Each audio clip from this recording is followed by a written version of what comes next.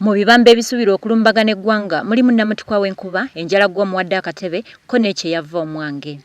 Bw'abadde atongoza alipoota ku nnoonyereza eyakoleddwa aba Economic Policy Research Center ku butonde bw'ensi, omukungu okuva Minisitule y'obutonde David Mafaabi agambye nti ensimbi zino zonna zigenda kukozesebwa mu kutangira ebibambe ebikosa abantu, okumalawo enjala n'okujjanjaba abo abasuubirwa okufuna obulabe okuva mu mbeera y'obudde.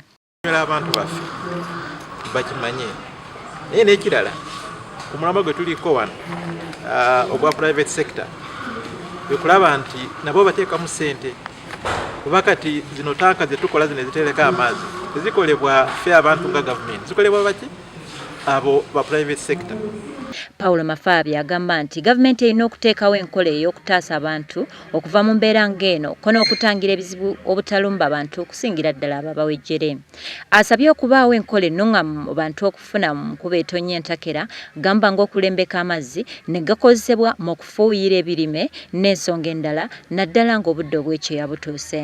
Ebintu ebyo binaatuyambako okutereka amazzi gano, naye ng'omulimu gwaffe nga gavumenti kwe kulaba nti abantu baffe tubasomesa biki ekyokukola balabe nti amazzi gano basobola okugatereka. Mafaabi agamba nti okuggyako nga waliwo ekikoleddwa okuziyiza embeera eno, gavumenti egenda kufuuyirwa ensimbi buwanana. Gye buvuddeko enkuba erudde ng'efudde obutasalako mu bitundu bingi okusingira ddala mu Kampala n'emiriraano babadde babeeranga mu mataba entakera.